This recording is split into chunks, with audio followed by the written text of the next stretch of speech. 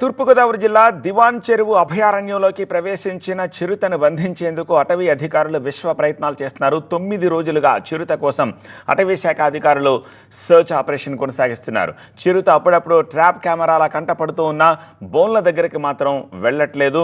చిరుత కోసం ట్రాప్ కెమెరాలు, సీసీ కెమెరాలు, డ్రోన్లను వాడుతున్నారు అధికారులు.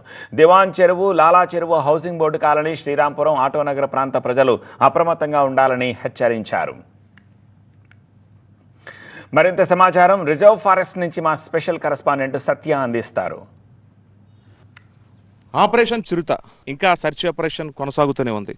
ఇటు ఏదైతే ఆర్ఎఫ్ రిజర్వ్ ఫారెస్ట్కి సంబంధించినటువంటి పలు ప్రాంతాల్లో ఇప్పటికే సీసీ కెమెరాలో చిరుతపులు అడుగుజాడలు ఇప్పటికే రికార్డ్ అయ్యాయి. పాదముద్రలు కూడా సేకరించారు. ఎక్కడికక్కడ ట్రాప్ కెమెరాలో కూడా చిరుతపులి సంచరిస్తున్నట్లుగా గుర్తించారు. కానీ ఎక్కడా కూడా అటవీ శాఖ అధికారులకి మాత్రం చిక్కట్లేదు, బోనికి మాత్రం చిక్కట్లేదు. ప్రస్తుతం మనం ఇక్కడ ఏదైతే హౌసింగ్ బోర్డు కాలనీ, అలాగే స్థానికంగా ఉన్నటువంటి వనం దగ్గరతో పాటు ఆర్ఎఫ్తో పాటు ఈ పక్కన ఉన్నటువంటి శ్రీరాంపురం ప్రాంతంలో సంచరిస్తున్నట్టుగా గుర్తించారు. స్థానికంగా చిరుతపులి సంచారంతో స్థానికులు కాస్త భయాందోళనకు గురవుతున్నారు. ఇప్పటికే ఒక 2 రోజుల్లోనే మేము పట్టుకుంటామంటూ కూడా డిఎఫ్ఓ భరణి కూడా వివరాలు వెల్లడిస్తున్నారు. స్థానికంగా విజువల్స్లో కూడా చూడొచ్చు.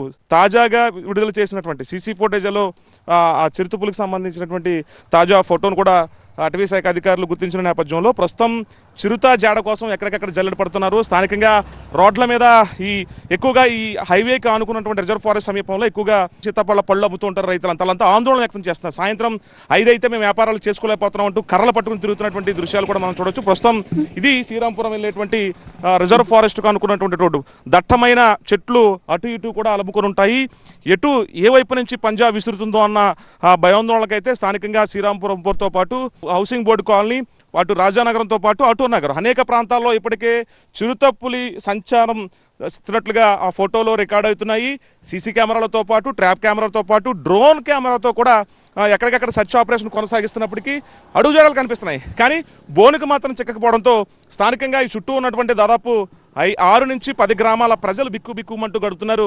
ఇప్పటికైనా త్వరితగతిన పట్టుకోవాలని అటవీ శాఖ అధికారులని ఇప్పటికే మొరపెట్టుకున్న పరిస్థితి. ఎందుకంటే రైతులు ఎక్కువగా ఉంటారు, వ్యాపారస్తులు ఎక్కువగా ఉంటారు కాబట్టి వాళ్ళంతా కూడా త్వరితగతినే ఈ వ్యాపారాలు కూడా సముదాయాలు ముగించుకోవాలని కొన్ని హెచ్చరికలు జారీ చేస్తున్నారు. హైవేల మీద గోస్లో బోర్డులు కూడా పెట్టారు. ఏదైతే డిస్ప్లేలు కూడా పెడుతున్నటువంటి పరిస్థితి. ప్రస్తుతం ఇది ఈ ఆర్ఎఫ్ రిజర్వ్ ఫారెస్ట్ చుట్టూ ఉన్నటువంటి ప్రాంతం.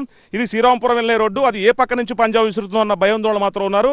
సెర్చ్ ఆపరేషన్ 9వ రోజు ఇంకా కొనసాగుతుంది. ఇటు దివాన్ చెరువు, లాలా చెరువు సంబంధించినటువంటి ఈ దట్టమైనటువంటి రిజర్వ్ ఫారెస్ట్లో.